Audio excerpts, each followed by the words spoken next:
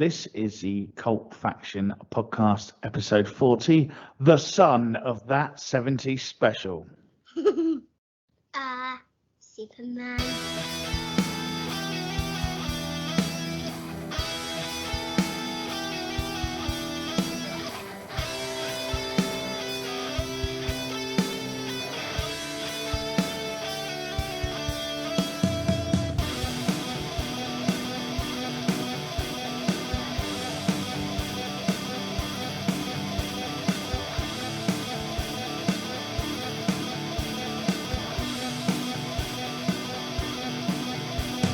Welcome to the Cult Faction podcast, episode 40, the son of that 70s special, where we return once again to the 1970s, where we cross-examine and dissect all those cult TV shows of the 70s that left lasting impressions on our lives and our mental health.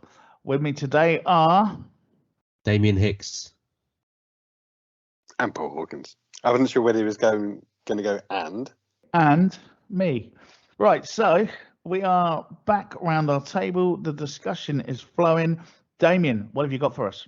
Oh, I really wasn't prepared for that. Randall and Hopkirk, Deceased. Deceased, not the crappy Vic and Bob remake from the 90s. Was it 90s? Yeah, It never happened. Yeah, exactly. It never happened. That's a very, very salient point. But yeah, the concept, Hopkirk is murdered during an investigation but returns as a ghost, and Randall is the only character who can see him in the most part. Every now and again, I think there's some characters that do see him, and probably dogs and babies or something, a bit like Quantum Leap. But, think back, this is the 70s, although I think it might have actually started in 1969. But either way, it was more prominent in the 70s. Feel free to Google that if anyone wants to, but I'm pretty certain it was, in the most part, a 70s show. So you've got basically a ghost solving crime. And he wore a white suit for John Travolta and the Bee Gees. So he was a trendsetter as well as a detective. But yeah, just classic. I don't want to waffle on about it. Just go and watch it and don't think about Vic and Bob and just watch it for the great show that it was. Yeah, amazing. I've been completely show. thrown Really by the fact liked you it. came to me first. I wasn't prepared for it, and all the spiel I had in my mind about Randall and Hopkirk's completely gone out the window. I should have written stuff down. I didn't. Is it deceased? Randall and Hopkirk deceased. No, I was about is your spill deceased. No, Yes. Anyway, yeah, great show. I particularly remember a young David Jason appearing with it. And we do have, if you go to cultfaction.com, we have a real in-depth interview with Annette Andre, who was in the show as well. So go check that out. And well worth a watch. The Blu-rays are out. I don't know if it's on any platforms. Do we know? Oh, no. Well, I don't know about BritBox actually, because I wouldn't have looked because I haven't got it, but it's certainly not on. It is. Yeah, it is on. It is on BritBox, which you can also watch with a 30-day free trial on Amazon Prime. There you go. Dun dun dun dun dun dun dun. Right then, Mr. Hawkins. Okay, so I'm going to obviously go back to what is actually the early 80s for when I started watching it. Now, we often harp on about how American and Western civilization takes the best of Japan or Korea nowadays and remakes it or rehashes it. In the 70s, they didn't even bother doing remakes. So the one I want to talk about now is actually a cobbled together, re-edited version of a Japanese cartoon. Okay, now the original... This is on my list as well. I know where you're going. Carry on. Well, I don't know if I want to that. Okay, so Do it. I'm excited. The original cartoon was called Kagaku Ninjate Gatchaman.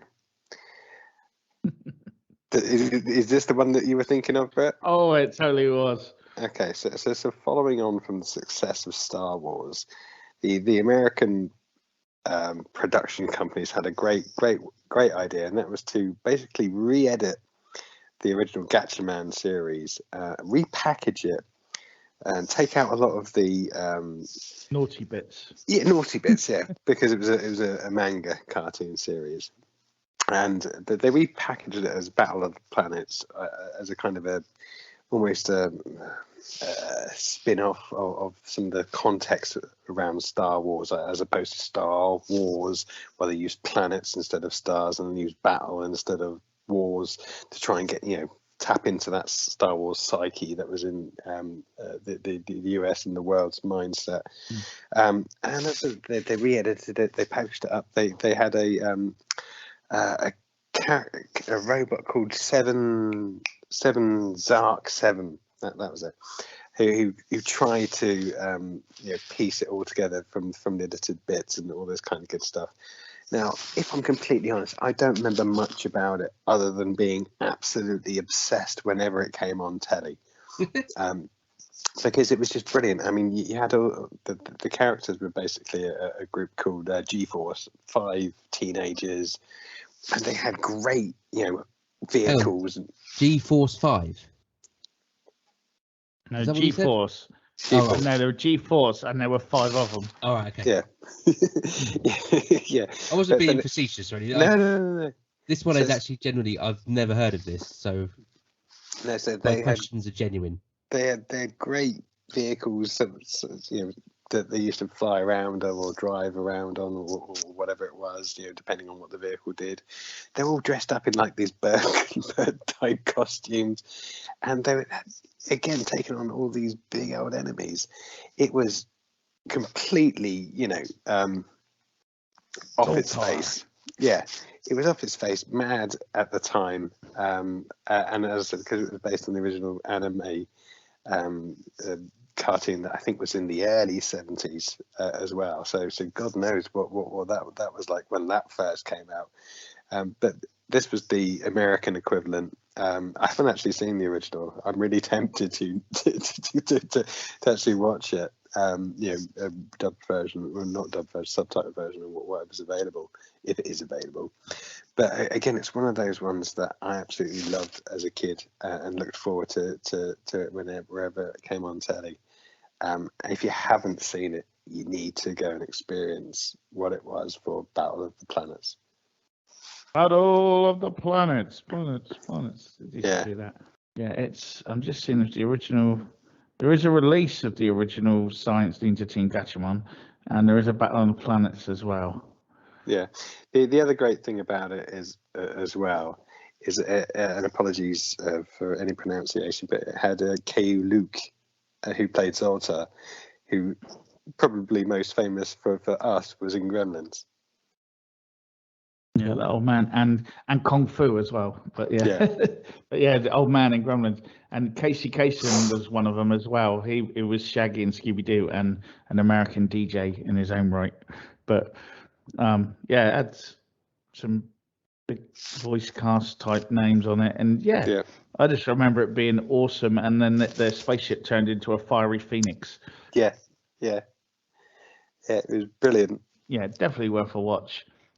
Even though I think we missed out on all the cool bits because they got cut out. Yeah, definitely. Good choice there, Paul. That was one on my list as well. That's right. So now, okay. I am going to go back to March 1979 for my one. It hit the 70s and moved across to the 80s. The original pilot episode, which is a feature-length pilot, ended up becoming theatrically released, and against all odds and belief from the TV stations, it went on to make $21 million in North America alone, which basically greenlit the series, and it went through. And it was released in the UK and made loads as well.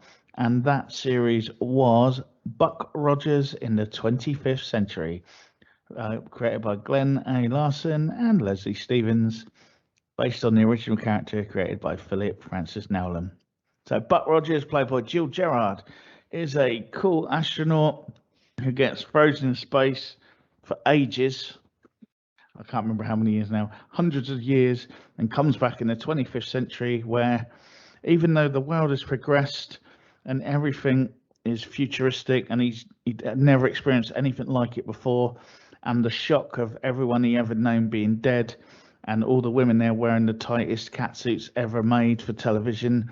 Buck still manages to adapt quickly and, using his 20th century ways that seem to have been forgotten, usually outwit far superior opponents, technologies, and everything else. I think he even said shit at one point, and it didn't get cut out, but that because they didn't know what it meant and they left it in. But yeah, I mean, there were great episodes like Planet of the Slave Girls, and Jamie Lee Curtis turned up at one point. Marky Post turned up at one point. I mean, Erin Gray as Wilma Daring kind of shaped a lot of men's futures there and then. She certainly shaped a few things. And Mel Blanc is Tweaky. Yeah, Mel Blanc is Twinkie. You had Princess Ardala, who was in the series, was Pamela Hensley, who ended up I think she ended up going on to Matt Houston. Yeah, she did actually.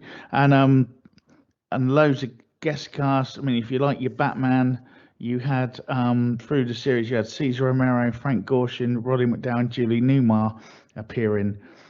Sid Haig turned up, Peter Graves, Lance the Gold, Colonel Decker himself, as I say, Jamie Lee Curtis, Dorothy Stratton, Gary Coleman, and if you spot as well, Dennis Haybert, who would one day become President Palmer in 24, he plays a security guard and sort of officer in about 5 or 6 episodes. I don't think he ever gets a name, but I don't think he dies, which, is quite a good thing. And but one of my favorite episodes is when they have to get loads of the old soldiers out because all the ships are broken, no one can fly them, and they actually get Larry Buster Crabbe out, who was the original Flash Gordon from the 1930s, the old black and white serials, and he also the original Buck Rogers, but he also played Flash Gordon as well in the 1930s serial, in the old 1930s serials, and he plays someone called Brigadier Gordon. And there's one bit where he does some cool shooting and blows something up, and Buck Rogers goes, "Oh, that's impressive." He goes, "I've been doing this since before you were born," and it was like a little tongue-in-cheek tribute to him kind of thing. And yeah, loads of people pop up. Series 2 went a bit weird, where it went a bit Star Trek, and they started flying around in a spaceship, and half the main cast disappeared, and they got Hawk instead, played by Tom Christopher, who's nowadays parodied in Rick and Morty as Bird Person. But yeah, it was a good show. That did I mention Erin Gray was in it? But yeah, great show. Buck Rogers, currently being reran on Forces TV in the UK and Europe. In America, I don't know. So go and have a look. Any memories of Buck Rogers, everyone? Yes. Did we mention that there was an actress? I think her name was Erin something or other. I can't remember it now, but yeah, Erin Gray. Yeah, yeah, absolutely fell in love with her as a kid. But yeah, it's just another Glenn A. Larson special, wasn't it? And again, another one of those ones that had some absolute bonkers episodes as well. But that was brilliant. Everything about it, even the theme tune, it was classic. Good choice. In the pilot, Jill Gerard sings the theme tune as well. Yeah, and then the rest of it is instrumental. Yeah. It was one of my 70's highlights as well. So, but I just wondered who would get there first. I'd actually I'd written down, "Don't worry, Brett will cover it." Who will get there first was often a question when Erin Gray came on the screen. But moving along, Mr. Hicks. It's very difficult to follow that, to be fair. But I'm gonna. I'll just go into the loo, so if you carry on. Anyway. I'm just gonna take us in a completely different route. I'm gonna say Jamie and the Magic Torch. Ooh. I didn't embark on my research with the intention of going to cartoons because I thought probably one day we might do a couple of specials on cartoons as standalone episodes. But I think there isn't a week that goes by where I don't sing the theme tune. Yeah. To Jamie and the Magic Torch. Jimmy, Exactly. Jimmy and the Magic Touch. Even Emily knows the theme tune to Jamie's. So, you know, it was a simple kids cartoon. There's no real, you know, underlying message. Kid goes to bed, he's got a magic torch, he shines it on the floor, and it takes him to a magical realm where he has a little bit of adventure for probably 7 minutes. He takes his little dog with him. I've forgotten the name of the dog now, which is unusual because Wordsworth. Yep. Literally, any other time of day, if you'd have said to me, Wordsworth. what's the name of the dog in Jamie and the Magic Torch, I'd have gone, Wordsworth. Yep. But all of a sudden, I couldn't remember it. Yeah, they have some adventures, and then he wakes up the next morning and his life is back to normal. It's just a great cartoon. I think it was Cosgrove. Not entirely sure. It was a Cosgrove. Yeah. Oh, yeah. You got a Helter Skelter. I mean, what's not to love? And a magic torch. Yeah, it's brilliant. And let's be honest, we all, as kids, we all had those torches that changed colour. The little revolving thing where you could shine it on the wall and it'd be green, then it'd be red. And we all longed for it to be Jamie's magic torch. That sounds wrong, but that's what we longed for, and we never had one. Feel free to move on because I'm going on misty-eyed theory. It was great, and you know, what a way to introduce children to drugs. I'm trying to remember. Was it? Did they go to Cuckoo Land? Something Land. Yeah, Cuckoo Land. Cuckoo Land. Yeah, it was. Yeah, it's all coming back to me now. I'm talking about it. Yeah, because Wordsworth could talk in Cuckoo Land, couldn't he? That's right. Not yeah. Yeah. I'm sure. I'm just looking out because I'm sure the singer, I can't remember his name, but I'm sure he did something with Bowie. So he's the lead singer of a punk band or something. No, he's one of them. You know, like, I think he was just a kind of studio dude at the time who ended up doing a bit with, you know, like just different people. Like yeah, like another one of those. British shed load of songs, but will only ever be remembered for the Wombles. I'm sure he done. Just trying to read it. I'm sure he did something with Bowie, or he wrote something for Bowie, and that's probably what's actually now Jamie's Magic Torch is probably paying his bills, but it was something like that. I've lost it now. Tony Stephen. Anyway, I can't find it, but I'm sure there is something along those lines, which also may help explain the cartoon. Yeah, but yeah, still a classic and can still be enjoyed now. I feel the message is still there. Child escapes to a magical land. Fun things happen, and we're all back in time for the next day. Yeah. What more could you want with a shitload of psychedelic drugs? But yeah, excellent choice. Mr. Hawkins. Okay, so I've just realised how spoiled we were in the 80s for Saturday night TV compared to kids nowadays, where it's all game shows or reality shows. Now, obviously, we're going to talk about more of these when we actually look at those that were made in the 80s, a future podcast, no doubt. But again, one of the ones that was made in the 70s and then obviously rerun in the early 80s had a big old impact on my life, and probably almost ended it when I was trying to be this person, was The Amazing Spider-Man. Hey. So obviously, you know, it's probably been the butt of many jokes for films where you see people walking up the side of the buildings and they turn the camera around and you can see they're actually walking on the floor. But as a kid, I absolutely loved it. It was fantastic. Again, it was one of those highlights. It was Nicholas Hammond that played Peter Parker, Robert F. Simon that was J. Jonah Jameson, and yeah, I don't know if you've heard about this character, but there's basically a guy that got bit by a spider and found out that he had some special powers like strength. And sounds rubbish. They'll never make money out of that concept. But again, it was. I just remember just being blown away by it and wanting to be Spider-Man for the best part of 10 years. And again, almost getting into many scrapes and because of it, jumping off of different things because I thought I could, you know, fling a spider web and climb onto the wall. I haven't gone back and rewatched any of it. I'm probably a little bit too scared to it's do probably it. wise not to. But in my lasting memory, it's just one of those TV shows that probably formed a lot of what I've become. But so yeah, I have to give that a mention. No, a good choice. It was, yeah. I mean, does it stand out? No, but it was there at the time, and it created excitement. That was the MCU at the time. We had none of these CGI special effects. It's some poor bloke hanging off a building, probably with a thin bit of wire tied to him. You probably wouldn't be allowed to do that nowadays.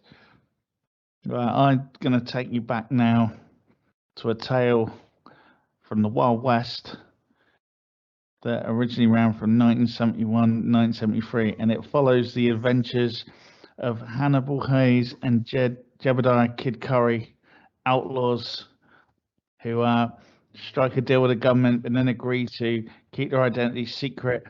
And whilst they remain wanted fugitives until the government decides if they should receive a formal amnesty, they carry on as under aliases Smith and Jones. So alias Smith and Jones, it was an awesome cowboy show where they were kind of baddies, but they were goodies, and they kind of were bounty hunters or ride into the town and not want to get involved but save the day, make everyone's lives better, and then ride off again at the end into the next town, ready for next week's episode. And I absolutely love that series, and to be honest, it was on a little while ago and I rewatched it and it wasn't as good as I remembered it. But I think mainly that was because, the first series, at the end of pretty much near the first series, it starred Pete Jewell as Hannibal Hayes, and Kid Curry was played by Ben Murphy. Well, Pete Jewell, unfortunately, on December 31st, 1971, died of a self-inflicted gunshot wound at the age of 31. So they had to then recast him. Apparently, he'd been suffering from depression and drinking a lot, and the show was just taking off as he'd done that. And then they recast him with Roger Davis, and they got another 2 seasons out of it, but it was kind of like Pete Jewell was the cool one, and it wasn't the same. And I think that was kind of what it was. But again, a great show in its day. Sally Field turned up, J.D. Cannon turned up in it, Sam Jaffe, Walter Brennan, lots of names from the time. Cesar Romero again pops up as Senor Nestor Armendez, no stereotyping there. And a lot of other people who, if you go back and watch now, again, are probably more famous now than anyone else in this series. Some may see it as a straight rip-off of Butch Cassidy and the Sundance Kid by Glenn A. Larson once again, but it was slightly different. They didn't die at the end, and they kept going. And no, there was no raindrops keep falling on my head. But any memories of that one? No, confession, never watched it. Oh, I know of it, and I always fully understood the pun that Griff Rhys-Jones and Mel Smith used for their sketch show. Oh, yeah. But I forgot it was not a show that I ever watched. No, not me. Okay. Well, if you get the original, like the first series, it's worth a watch. And some of the other ones are, but it just lost. It's like anything when they recast someone, it's not the same. Van Halen was great with Sammy Hagar, but he wasn't David Lee Roth. It's just not there. But okay, spinning the spotlight back round then, Damien, what do you got? I'm gonna say, gentlemen, you are about to enter the most fascinating sphere of police work, the world of forensic medicine. Quincy the Pimp. And I think that was pretty much accurate. I haven't got it written down, but I think that's pretty much what the opening gambit was. I was going to faint on cue just to do it, and then I remember it won't be here. Yeah, no one can see us. But yeah, so originally aired, and I can't find any reference to this. It was originally aired as a 90-minute TV movie. It was something like The Man versus City Hall. Yeah, exactly. And I cannot find any reference, but I always thought it was called Man Against City Hall, something like that. And I'm sure one of our listeners can confirm it, but I've done a quick I would put money on that. done a quick wiki search, and I've done a few Googles, and I can't find any reference to what that was originally called. Just everything just says it was part of Mystery Movie Playhouse or something. But then it turned into a series, but I can't find the original name of it. But ran for donkey's years, I think 76 to some point in the 80s, 83, 84, something like that. Over 100 episodes. I did have it. No, I can't find the screen now. I've got too many windows open. But there's like 170 episodes. Yeah, and old Robert Ito is Sam, one of our sidekick superstars from our sidekick episode. One of our heroes of cult. Yeah. If we haven't already done one on him, we should do. Just a classic. What's not to love about Quincy? Yeah, well, nothing. I hear you say. Yeah, nothing. no, definitely. And just the fact that, you know, I'm guessing he earned a lot of money because like he always had some sort of supermodels on his boat. He was a player. And he was a player. He was eating at the restaurant. I still think he was a pimp on the side. He was eating at the finest restaurants, which was often shut just for him and his people, and was never at work. Poor old Dr. Sam, Rob did everything. We talked about it in the psychic episode. No, he covered that man's ass for decades. And Quincy got all the credit. And the ladies, and probably the STDs. And the yacht. But at least he could cure himself. And that and that policeman who's the police chief guy that was his mate, the little white airplane who's, you know, had a bit of a rough voice to start, but by the time we got to the 80s, like, damn it, Quincy, you know, it's just like. And you think after over 100 episodes, he would learn to believe Quincy when he said, "There's something not quite right about this." Yeah. It was always no. It's an open and shut case. It was suicide, or it was whatever. Well, I remember one. I think it was an American football team, and the lad died of a heart attack because like the coach was giving him too many steroids or something. And that was like in the 70s, and like no one listened to Quincy. You know, it was ahead of his time because you know that's happening now, or has happened through the 80s, and Quincy was telling us about that in the 70s. And exactly, he was ahead of his time. And again, another.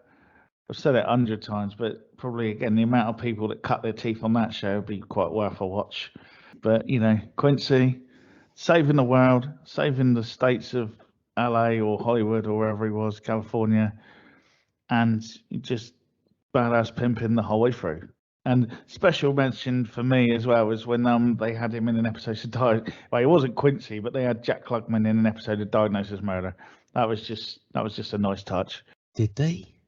Yeah, they remember he was the one. He was like the guy that had trained Dick Van Dyke, but it turned out he was to blame in the end because he'd not updated. He'd used an old medical procedure because he'd never bothered learning new ones or something, and it was his fault that the patient died, and he was trying to cover it up. And Dick Van Dyke kind of, you know, wins him back round, and he's really sorry and talks him around it before he does anything else more stupid. But he did do what, because that was just like, Quincy's in Diagnosis Murder. I didn't know what to do then. That just freaked me out. I was just like, my worlds had collided. Yeah. It was almost like when I first saw Aaron Gray on Buck Rogers. Slightly concerning, but yeah. Let's swiftly move on. Mr. Hawkins. Okay, so let me play a little game. The next TV series I want to speak about, let me see if you can guess it. And I'm deliberately doing this because I think you'll choose something else. There are only a handful ever made in the 70s. However, they've been almost on constant repeat up until, on mainstream TV up until the 90s. I think there's something like 13 episodes made.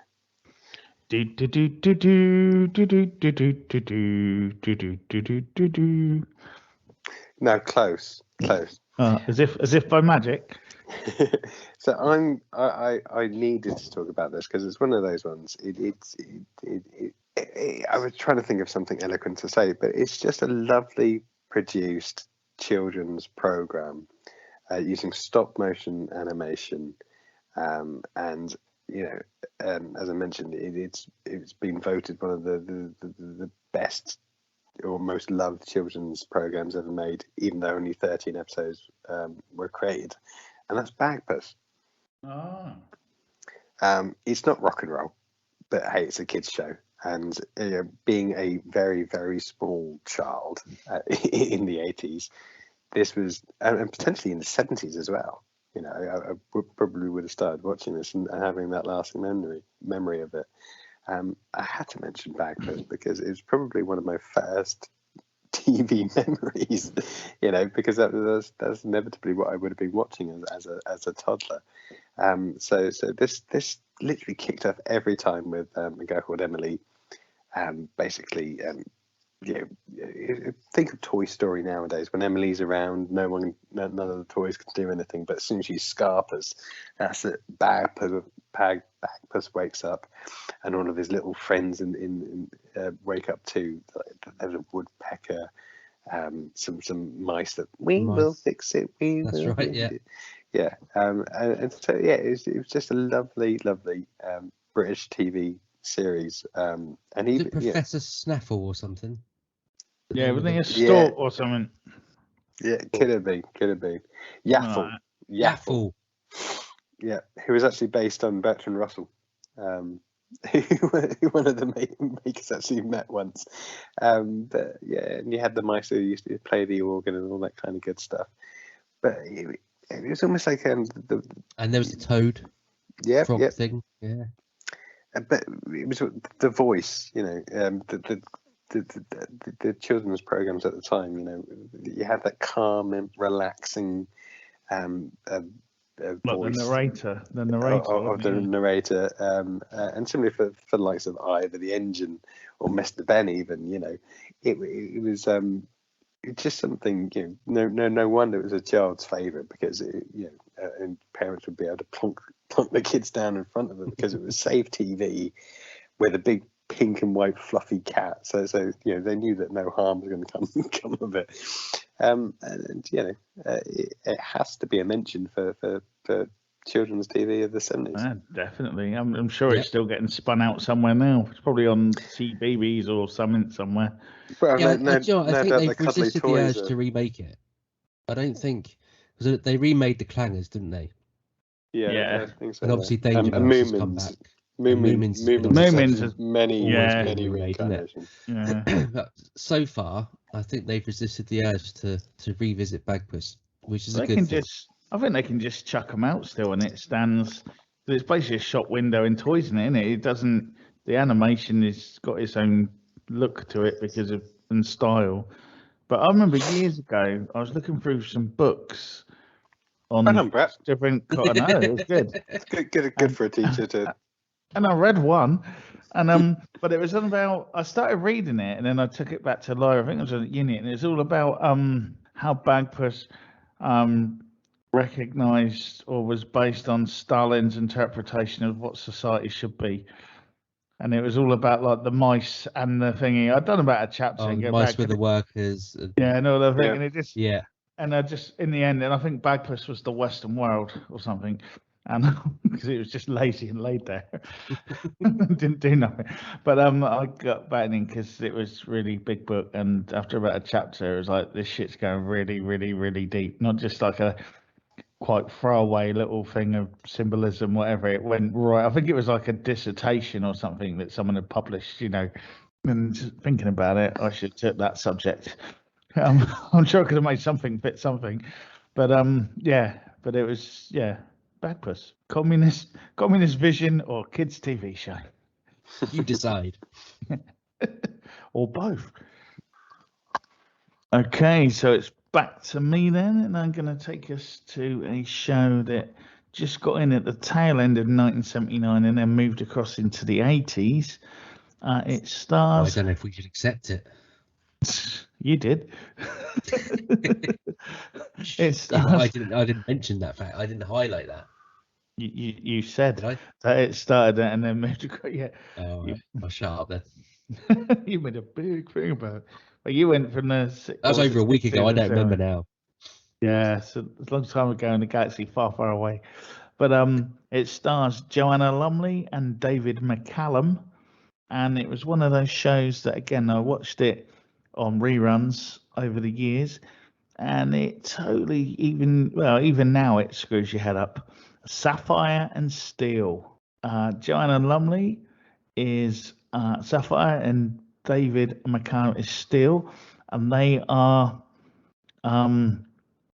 described as like interdimensional operatives with those titles, and you don't really know that much about them at all. Strange things occur, usually to do with problems with time, and Sapphire and Steel normally just appear sort of almost out of nowhere and deal with it, and they've got sort of different powers, and there are other elements do appear during the show, or atomic weights, or could they refer themselves as elements at some point, but they're not all elements if you want to be scientific. But also like gold, lead, copper, jet, diamond, radium, silver also appeared during the I say 6 seasons, but they call them 6 assignments, and there's normally about 5 or 6 episodes per assignment, so it's like one story.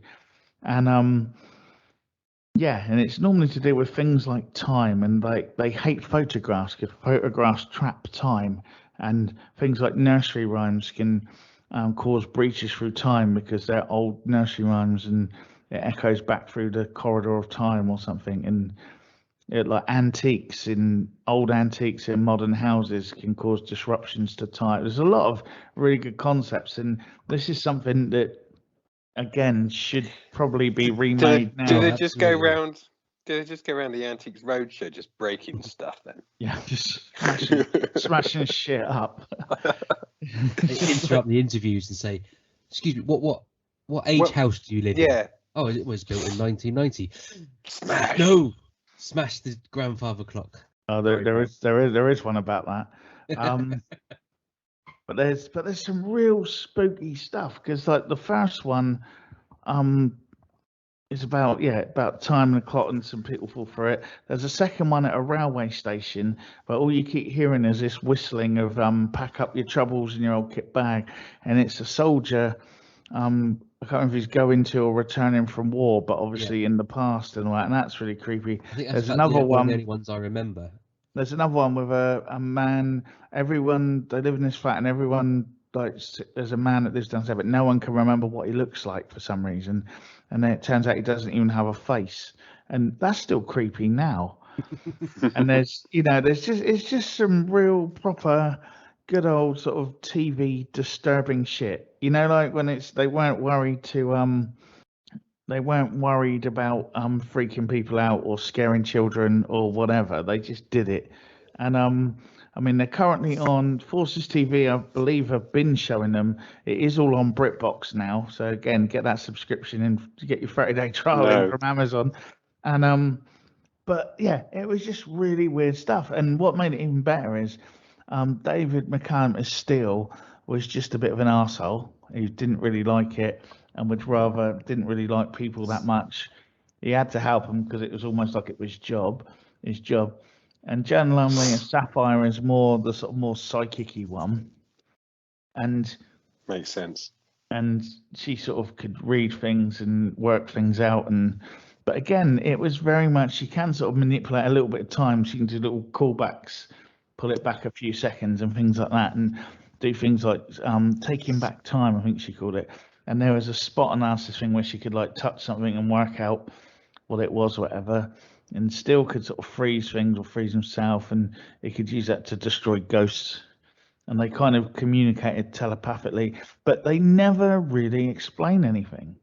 And I think that's why, it remains such a weird show, because you just see them do something and then they'll just go. And there's no, we learned today, children, that, crossing the road is bad or whatever. They just sort of do it and almost still, especially almost like looks down on the people he's just saved because they can't realize how stupid they were for doing it in the first place.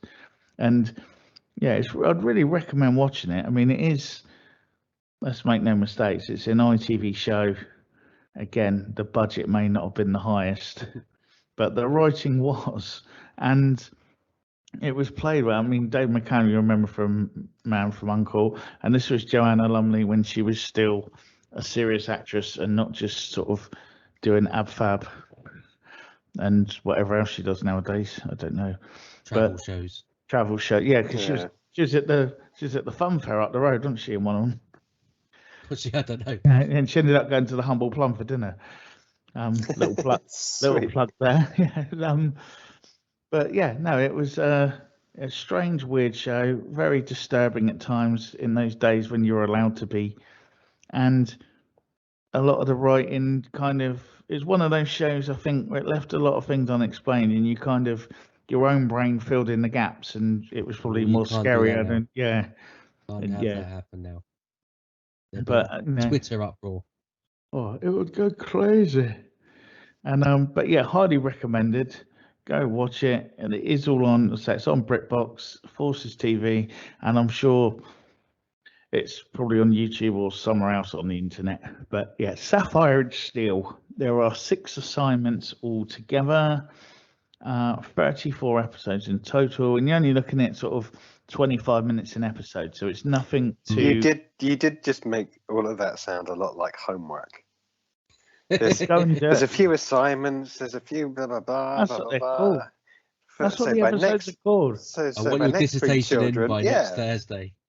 On Sapphire and Steel. And how Damien, it you're writing relates- reviews on episodes. How it relates blah, to blah, Stalin's. blah. How does it relate to Stalin's empire? No. And yeah, and I also remember like they used to have the comics in. They had like a comic strip of it in Looking as well. If anyone remembers Looking, Yeah. once upon a time. And but yeah, go and check it out. It is what it is. Thinking, go back to sort of late 70s into the early 80s with a budget and everything like that. But it's enough to disturb you and leave you a bit freaked out, wondering what the hell just happened. Sapphire and Steel. Cool. Spin it back round, Mr. Damien Hicks. Oh, or was it Paul? Or I got it. I thought it was me for some Well, it doesn't reason. matter. We're Okay, we're spitballing. Okay, cool. We're free. Paul, So, Paul It's the Willenborg 70s, man. So, I've taken my 13 episode bag person. I'm going to go for something more exclusive. Okay.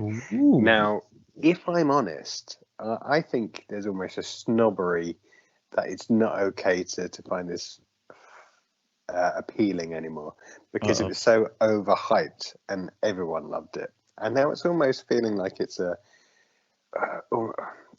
gone the other way, and like it's not okay to like it because everyone used to love it.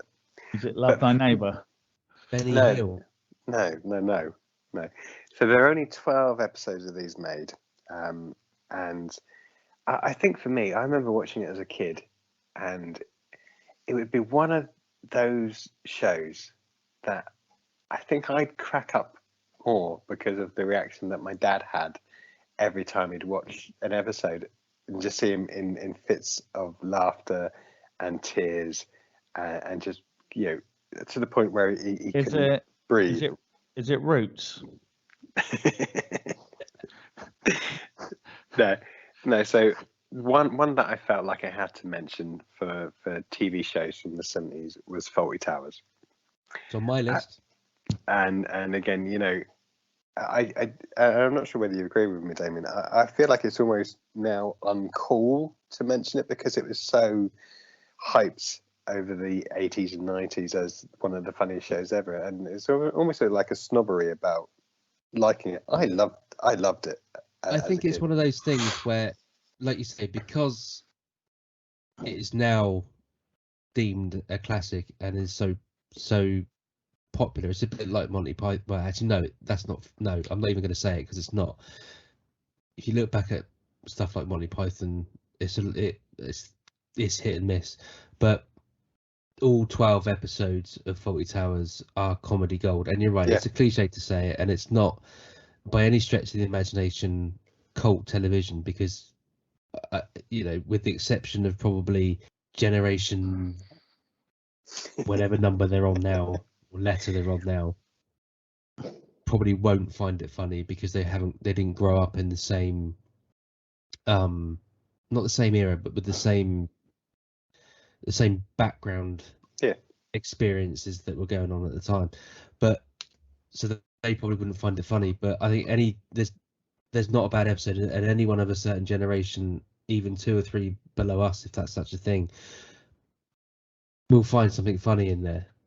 Yeah, but I mean, I am to be honest, I probably haven't watched an episode in years, and I'm not sure whether that's just because, not that I'm scared of doing it, but because almost reluctant to do it. I don't know, but in my head, I just remember it similar to my dad, just finding it really laugh out loud funny, and there's very few comedy shows that can do that. You know, I mean, we talked about Only Fools and Horses. I do remember laughing out loud at Only Fools and Horses, but nowadays I struggle. I struggle with programs, and you know I may comment, oh, that was funny, or That's because you become a curmudgeonly old bastard. No, I mean, But you're right. I think things like Faulty Towers it's fast, and it's very difficult to do fast comedy and it stand up and still be funny. However many years later, 40 years later, more than 40 years, because a lot of farce is kind of it comes from the situation, not the dialogue, and not necessarily the acting. It comes from the situation that they find themselves in.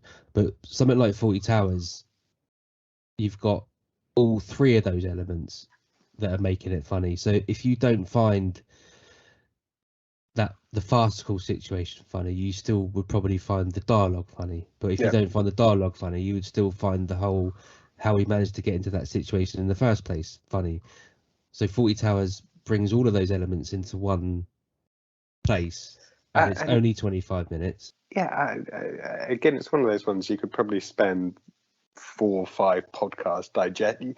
Actually, I bet people have spent longer digesting it than the actual runtime of all 12 episodes. No doubt.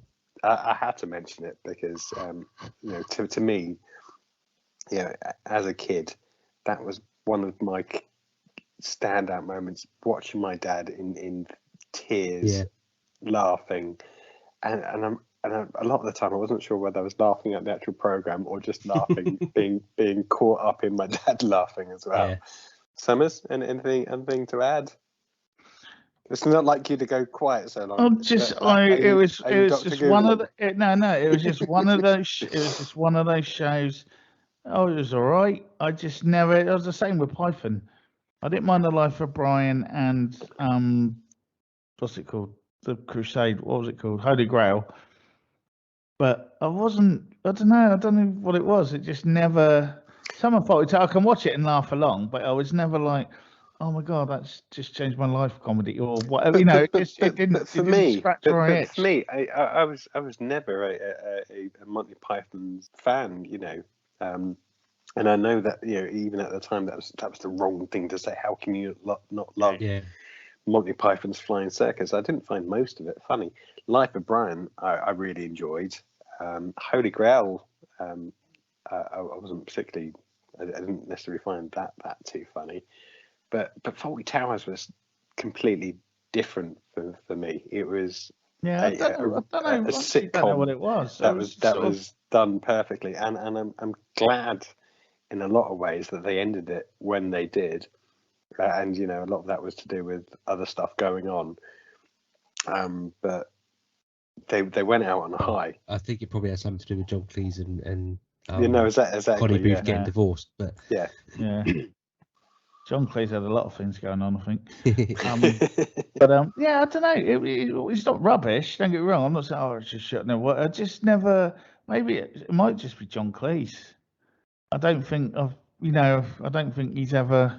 You're trying to make another even Twitter. But even like Fish Called Wanda and all that never did nothing for me. I just don't think I get John Cleese. Maybe I don't know, but that sort of thing. It's just a bit. It's it's not rubbish. There's talent there. I'm not saying it's just like a sack of shit. I'm sure Mr. Cleese will feel a lot better.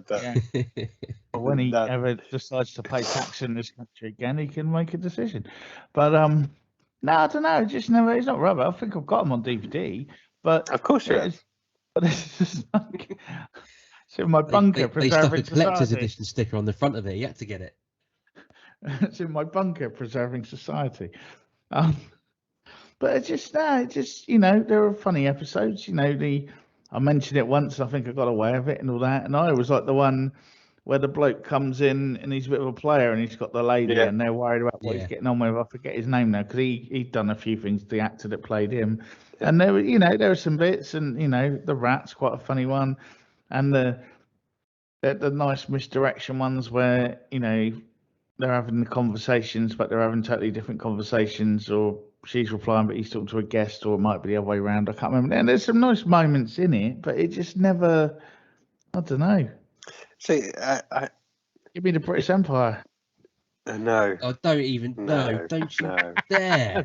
Yeah, but that's perfectly fine because I think it is one of those things that some people won't get. We're maybe a lesser IQ than people that do find it funny. No, I'm joking, but as I said to you, for me, it's a standout one, and a lot of that may have been because I used to watch it with my dad, and that's how I totally get you because I was the same. Like we were sort of a little and large, Cannon and Ball. That was sort of my sort of probably Jim Davison, but won't mention him too much. But like there was a lot more. I was watching a lot more of that sort of the Palladium, I guess, end of it, rather than variety style stuff.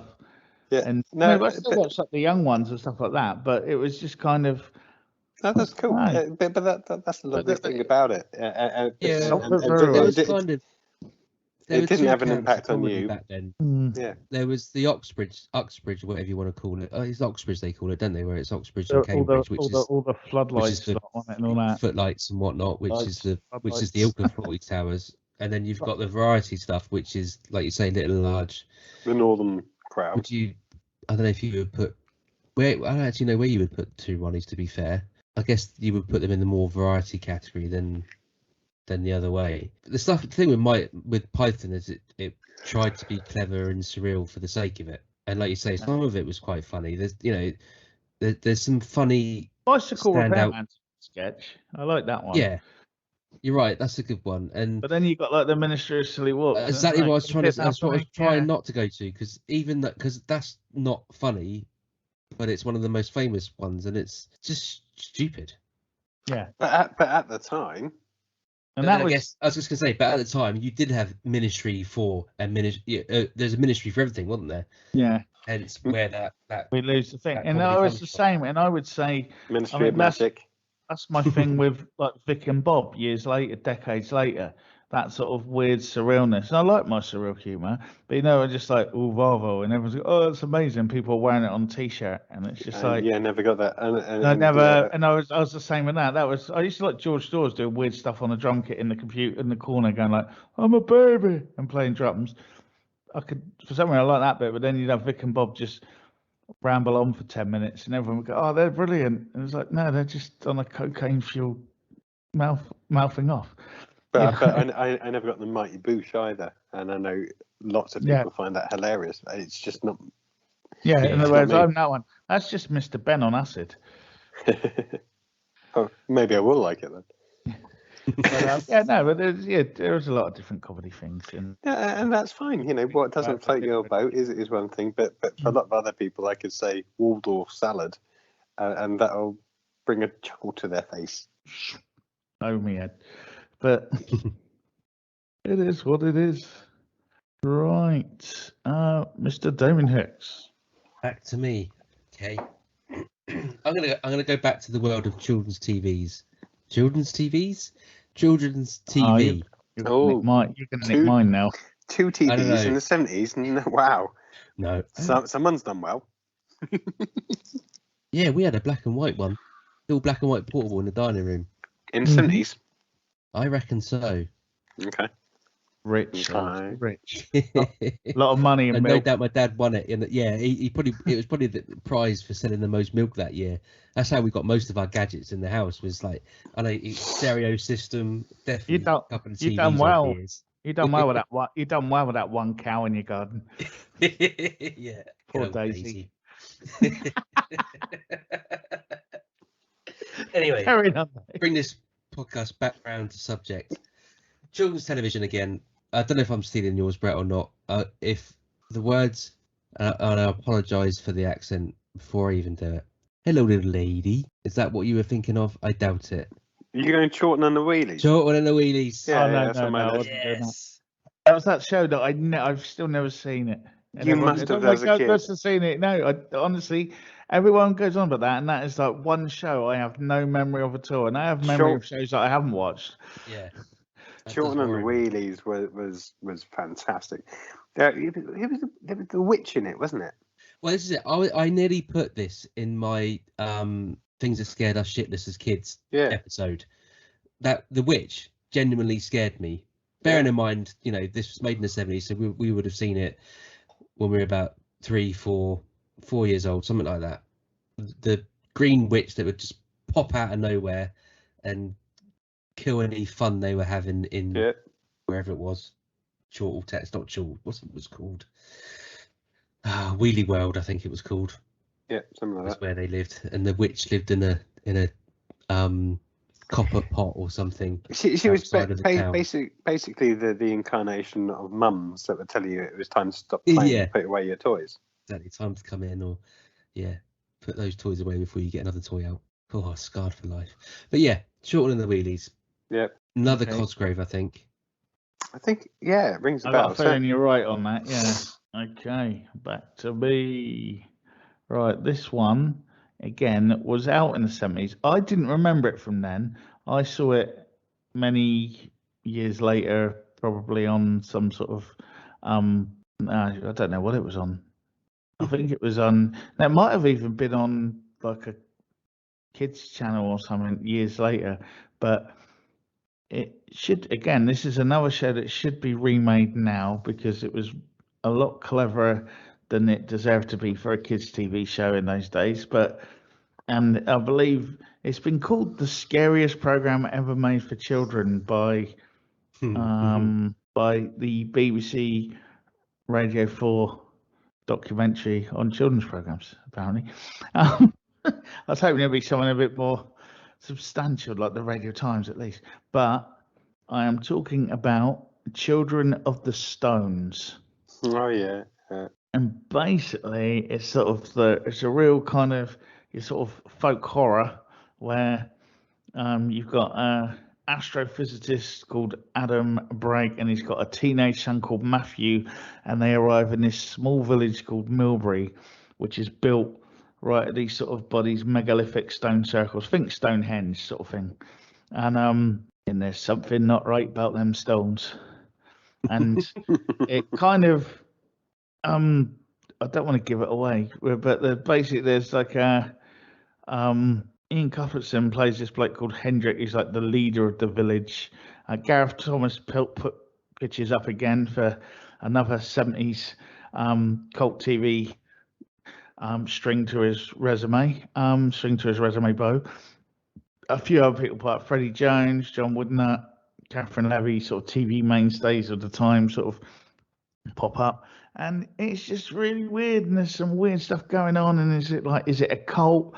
Is it magic? Is it whatever? But it ends up, spoilers, it ends up being a bit timey-wimey, and it almost, at the end, it almost sort of restarts again. It's like a cycle of events, shall we say. And it was ITV, so not BBC. Just saw that now as I was looking at my notes.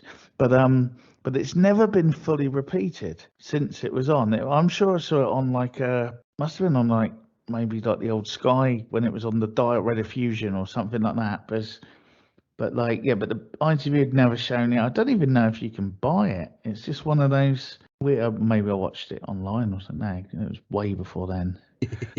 I'm just trying to think how I would have seen it, but it was definitely on something. Watched it over LimeWire. Oh, it might have even been. It was out on video, so maybe I borrowed the video of someone, or when you used to be able to hire videos from school or something like that. Back in the day when you could rent videos, people listening, you might not even know what a video is, but you used to go to a place and you could take one off, and they'd let you take it home for some money, and then you bring it back. Crazy times, a bit like Netflix, but you had to walk there. But yeah, but really freaky. Really, I'm gonna try and find it out again now. Actually, there has been a DVD released by Network, who were the same people that did the Beast one that you were talking about earlier. But it doesn't appear to be on anything else. There is an audio book available, but it was just really messed up. And again, it was one of those like we've talked to before about the fact that it was in those days where you didn't talk down to the children. You just Yeah. told them the story. It was aimed at them. Yeah, there was some weird stuff in it. There's some grown-up stuff in it, but let them deal with it. Oh, I've just found out as well. There was a 10-episode podcast adapting the book with Reese Shearsmith, India Brown Still, Yeah, it's on Steve Radio Oram, and 4. Ralph Anderson as well, available somewhere. So So it's on BBC Sounds. It's it's been updated. The kid is she's doing a podcast from her bedroom, and so so they've girl updated. now. Yeah, it's a girl now. They've updated the story. Still the same principle. Moves to a small village, and she's doing a podcast about the Stones, and yeah, it follows the exact same Oh, cool. premise as the I might original give that a TV listen. version. It's good. It is actually quite good. I won't listen Again, tonight it's one of because I those want things to you sleep. can't go into too much detail because it gives it away, and you don't want to do that. No. But they haven't really changed that much of it from memory, anyway. But I listened to it last year sometime. It's quite good. Cool. I look forward to that. But Children of the Stones, people, have a look round. I'm sure it's somewhere online. But try and do it legally. We always encourage viewing to be legal. Yeah, the only times we say sometimes, because sometimes there are shows that have just disappeared and they've been found on someone's videotape and they put it on YouTube, and that's like no one knows who the rights belong to or anything like that. Shows like that, by all means, they deserve to be found and discovered. That's how they found lots of missing episodes of Doctor Who and other shows. Do that, but try and follow the law though. Mr. Hawkins. Okay, just deciding on whether to go for my UK choice next or my US choice. Okay, so I'll go for the UK one. So if I were to tell you, I want to talk about 3 lifelong friends that Rod Chen and Freddie. that basically just waffle on a bit, and sometimes don't say much. Well, yeah, exactly. But this is when a show again, and this harks back to my early childhood, and again for me it was Sunday nights, and it was one of those things that you have your Sunday lunch and you maybe listen to War of the Worlds and get scared crapless. In my household anyway. I think you're the only one that did that. But this is something that started in the 70s, was on repeats in the 80s, had another series in the 80s, and I think it finished in the early 90s. As it mentions, focused around 3 lifelong friends, pensioners, and if I went do do do do do do do do Last of the Summer Wine. Yeah, so it started in 1973.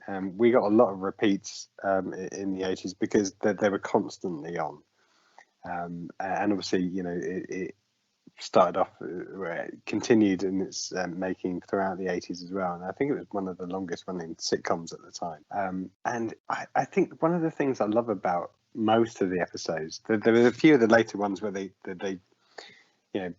introduce new characters and try to get some of the feeling back from some of the old cast that unfortunately died off, which never really got there, and even some of introducing like the son of Compo or whatever it was. But it was just really gentle storytelling, and it was more the meanderings of these 3 friends that I think everyone just fell in love with. Not much happened for most of the episodes. I can guarantee this now. I categorically state on record, there is no way on God's clean earth I am moving to somewhere in the Dales, getting in a bathtub and being rolled down a hill. So whatever aspirations you have for our future To be fair, I think life, apart from the bit about moving to the Dales, I think you've done the rest. I was going to say, you say that now, Damien. Fast forward or flash forward, to keep it cult faction, to 30 years he says time. he's talking about Last of the Summer Wine. I was just trying to keep it back on trend with Flash Forward. Go ahead 30 years in time. If we get to that point where we have retired to the country, you, me, and Brett on a mountainside, after a few ciders or whatever we are drinking. I think this has already happened. Well, but that was a shopping cart. But should there happen to be a bathtub on wheels or whatever, I can see that happening. So it's the last of the summer wine. I had to mention it again because it's Sunday night chill down. I think from in the Hawkins household, you have your weekly bath or whatever it was before Monday school the next day, It painted a picture of Victorian childhood. Was your bath in front of the fire, and you were the third person to get in there because there was no hot water. Well, there's 5 of us, so Mum would obviously. I'm joking. But again, I think it was just that subtle, gentle English comedy, and a lot of the time, the three of them didn't do much, didn't say much, or didn't looking at some of the comedy shows nowadays. It's probably out of time. But the whole nature of it was, pensioners just having a laugh or just, having Sounds conversation. Like Top Gear. Not anymore. No, the Grand Tour. It would be funny, not always laugh out loud. Every now and again, a scene would happen that would, as you mentioned, maybe a bathtub running through the streets or whatever it was. A lot of it was being chased by, was it Thora Birch? Thora Hurd was in it. Thora Birch is not old enough to be left that one. And they probably didn't afford her either. Yeah, Thora Hurd, yeah. I don't know if she was always in it, probably in the later series.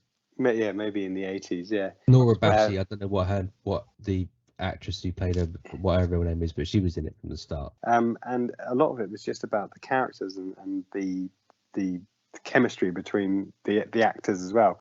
It's not It's not cutting edge. But again, 70s show, iconic in my little brain. For me, I never liked it. I know Russ Abbott was in it near the end. Yeah, but I'm not a fan of slapstick, so it never appealed to me. And I'll even go as far. I'm not a fan of the Buster Keaton stuff and things like that. I know it's great and I know it's groundbreaking for its time, but that kind of staged falling over and stuff, I just don't find funny. And I think with Last of the Summer Wine, I remember watching bits of it, and the dialogue is well written and some of that's funny, but the contrivance to then get to a scene where they're going down the hill in a bathtub, or Compo's hanging off the drain pipe and his pants are falling down.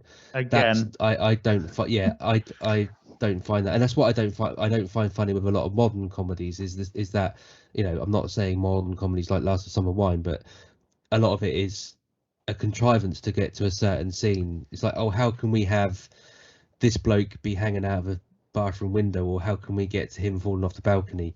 And that's what the whole comedy is, kind of that episode or whatever is just leading up to that point of how can we get to that gag. Yeah. And that's why I just don't find funny. But the actual dialogue in Last Summer Wine, there's bits I can, you mentioned it, and in my head I can see the three of them, the original, so Compo, Foggy, and Clegg, whoever Peter Sellers played, Clegg, Wallace, walking along the street, and Compo's got his hands in his pockets and he's walking like an 8-year-old Dennis the Menace type character. Yeah.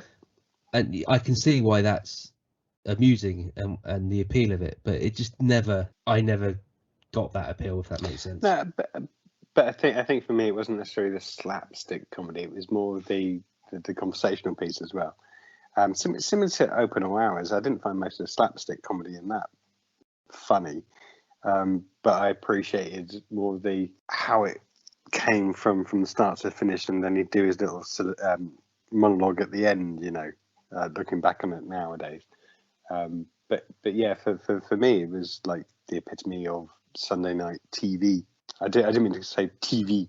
You did, you totally did. You fair it enough. up then. Okay, so that was Last of Someone. Paul, I'm going to take you back to probably one of the most terrifying moments in your childhood now. It went from mid 1979 right the way through to 84 and got reran to pieces as well. Does anyone remember the show Jigsaw?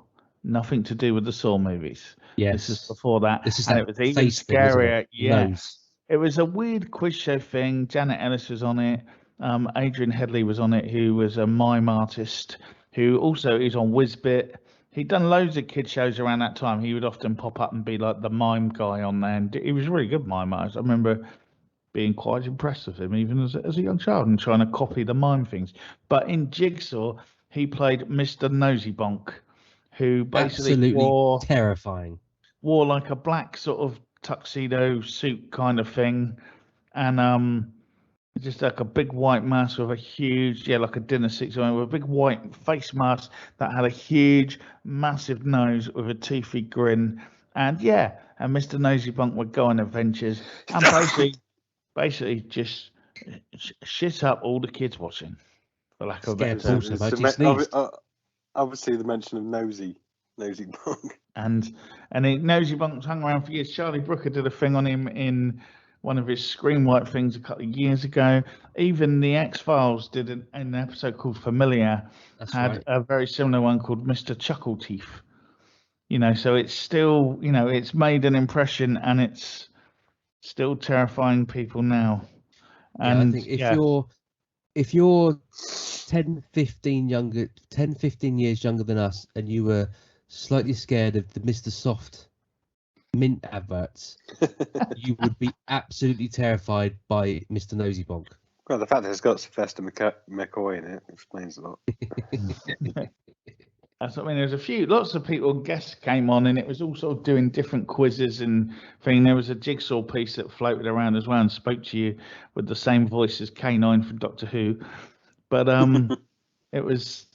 it kind of, Mr. Nosy. I don't really remember. I remember the show being on, but I remember nothing much about it apart from Mr. Nosy Bonk running around. It wasn't just the face; it's the way he moved. I don't know. I don't know now if they sped it up. No, it was because he was a trained. Well, he still does. He's a trained mime artist. He knew all the, he was a Jedi at that sort of stuff, and I believe he still does it now and does after dinner things, and and I think he's got. Last time I read about him ages ago, he had his own company or something, and he was like entertainment and mime and all that variety stuff. So does he do that for tax reasons though? Maybe. Yeah, Mr. Nosy Bonk does that. The man behind it, Adrian Headley, doesn't. Mr. Nosy Bonk's not paid tax, but Adrian has. But no, it's I can still picture it all now, and it's still weird and freaky. So that was my final entry so far in the Son of the 70's show. What was it? What was it called again? That 70's special. Yeah. There we go. So that was my final entry in the Son of That 70's special. So I guess it's time to wrap things up now. We hope you enjoyed our sequel. That's our first sequel episode to a theme that we've done. Only another 17 parts to go. Wait till we get to the 80s. Oh, but so Halley's Comet will be back by then, so to stay up to date with everything we've done and get news on when Halley's Comet returns, check out cultfaction.com and check us out on all the usual social medias like Twitter, Facebook, Instagram, TikTok, and loads of other ones that we've probably forgotten about. And don't forget to download us on your regular podcast apps, and please rate and review us. They all make a big difference, and we are very much appreciative of all the reviews and ratings that we get. And tell your friends, your neighbours. Yeah, tell your friends, share it on social media.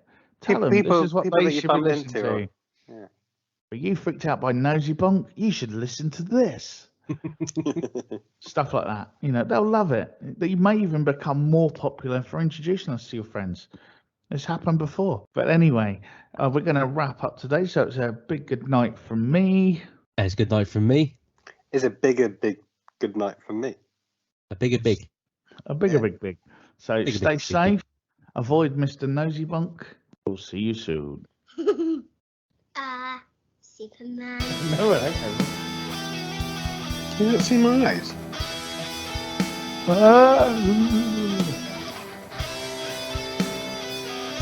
Vigor. Okay, welcome to episode 40 of the COD. The son of the 70s shit. What was it called? Don't cut me off.